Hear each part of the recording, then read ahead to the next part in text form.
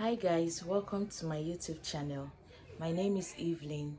If you're a new subscriber, thank you so much for subscribing and thank you for viewing my videos. If you're a returning subscriber, thank you so much for always returning to my videos and watching. I appreciate. And if you are watching this video and you haven't subscribed, please click the subscribe button. It will go a long way. Thank you so much.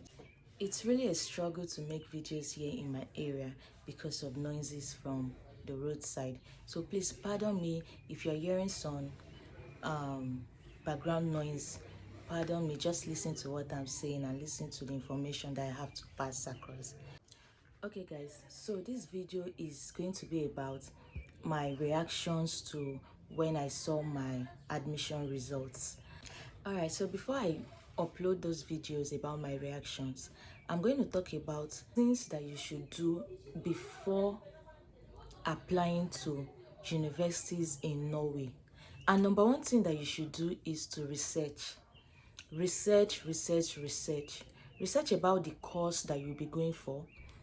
Make sure that the school that you plan on applying to has the course that you did in your undergraduate. And also research about the cities.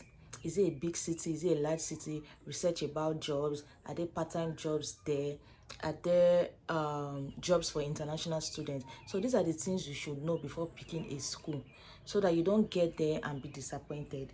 So before I started my admission process, I did my research about the schools I was going to, the courses they offer, if they relate to my undergraduates, and the cities also. And I also researched about job opportunities there, if there are actually jobs for international students.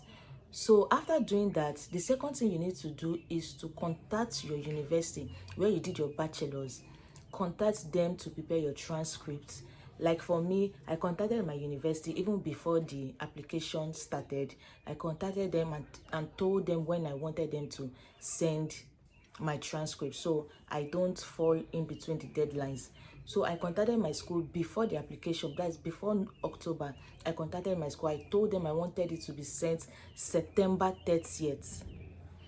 That was what I told my school. So September 30th, the transcript left my school, and as at 3rd of October, my transcript has already gotten to Norway. So the third thing I did was to prepare my documents. I had to prepare my passport because my passport was going to expire very soon. So I had to go and renew my passport. I prepared my unofficial transcript that was given to me from my school. And then I also prepared my original WAEC results. Note that when you want to buy a WAEC scratch card, do not buy the one they sell online or the one that is printed on papers. Make sure to buy the WAEC scratch card, the one that has a scratch something that you can scratch out and get the pin. That is the exact one you want to get, because if you get the one online, it is unofficial and they won't take it from you. So for your documents, some schools require that you provide bank statements that is showing the amounts that is required for your 1 year upkeep. So you have to show a bank statement for that amount. I provided a bank statement of about 10 million naira. Yes, I provided a bank statement of 10 million naira attached to my documents. So some schools require that you provide bank statement and some don't. So if you're applying to schools that require that, make sure you start preparing for that bank statement immediately. And it mustn't be in your own account. It can be in a sponsor's account. Then you get a sponsor's letter showing that is sponsoring you to go and school in Norway. Prepare yourself financially. Although the application is free, you are not paying for application fee, but you will need money to send your transcript to the various schools in Norway. So like me, I applied to 4 schools, so I had to send my transcript to all 4 schools. And you can imagine when they were charging me 50,000 naira to send one transcript to one school. So I paid about 200,000 naira. Yes, 200,000 naira for all my 4 transcripts to get to Norway. Make sure to choose your course wisely. Choose your course wisely. If you did a business related course in your undergraduate, make sure that you are going for a business course also in Norway. For me, I did accounting, and so when I wanted to apply, I applied to courses that was related to accounting, business courses. Please, Norway is not like UK that you can study business and go to UK and then study pharmacy. No. If you study business in your undergrad, then you're going to Norway to study business. You cannot shift or you cannot divert to another course. It doesn't happen in Norway. Please take note. Okay, so pay attention to ECTS. ECTs, they are very, very necessary. They are very, very necessary when it comes to applying to schools in Norway. So I'm going to show an example of what I'm saying. This is for someone who is applying to business course in Norway, Nord University to be precise. So you can see that they require a minimum of 30 credits of business. So management accounting is part of the business, financial accounting, finance, and investment. They also require a minimum of 30 credits administration subjects like organization, marketing, strategy, and management. They require a minimum of 15 credits economics in microeconomics, macroeconomics, and so on. So for you to be qualified and get your admission, you must have done all these subject listed. You must have done it in your undergraduate. And the total credits unit must be 120 credits. When you total all these courses, all these subjects that are listed here, it must be 120 credits units. So if you are able to do that, or if you are able to show proof of that, then your admission is sure. Now this is for those that have 2-1 and you feel that your 2-1 is kind of low.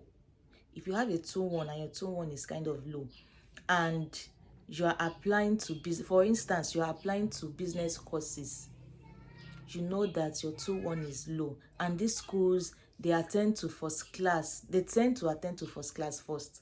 Like for example, University of Stavanger, they gave early admission to people with good grades. So if you have a 2-1 that is low, a lower 2-1, note, when you are applying, majority of people are applying to that same course.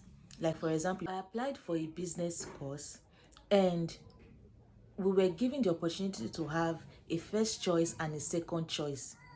In my first choice, I chose business administration, and in my second choice, I chose global management, and I didn't get in.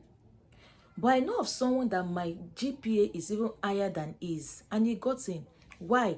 Because he knew that majority of people applying to business, they were going to pick business administration as their first choice, and then global management as their second choice. So what he did was that he picked global management as his first choice and business administration as his second choice. So note this is a trick. This is one of the biggest tricks that you should know when you want to apply. When you know that your GPA is not strong enough, do not go for courses that you know that majority will attend to. Do not pick those because you won't get in. So I applied to 4 schools in Norway. I applied to Nord University, University of Stavanger, University of Southeastern Norway, and University of Aga.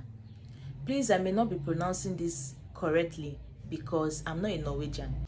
So pardon my pronunciation, okay? So I would advise that you join groups for students who are planning on going to Norway to school. Join those groups because you will get information before you start your application.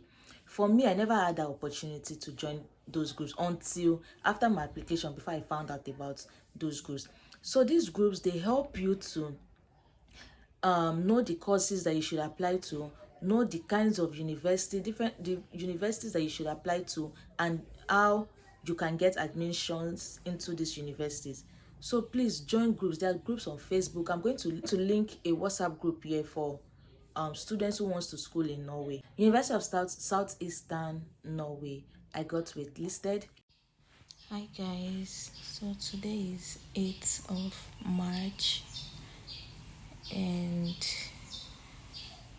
University of Southeastern Norway results actually came out today. It was supposed to come out on 30th March, but it came out today. Sorry, it was supposed to come out on 25th of March, but it came out today. And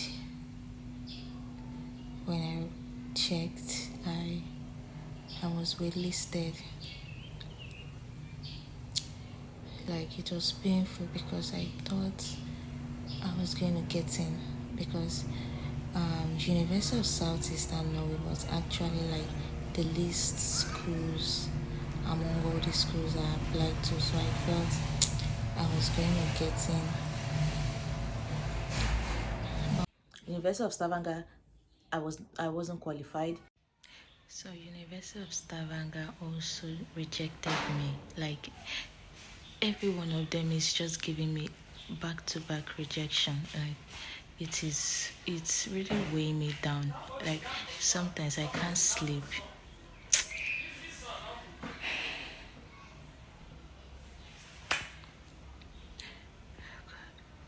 I don't know what to do, honestly. I'm tired. I'm losing it. I am. University of Aga, I was also not qualified, and then North University, I was not qualified.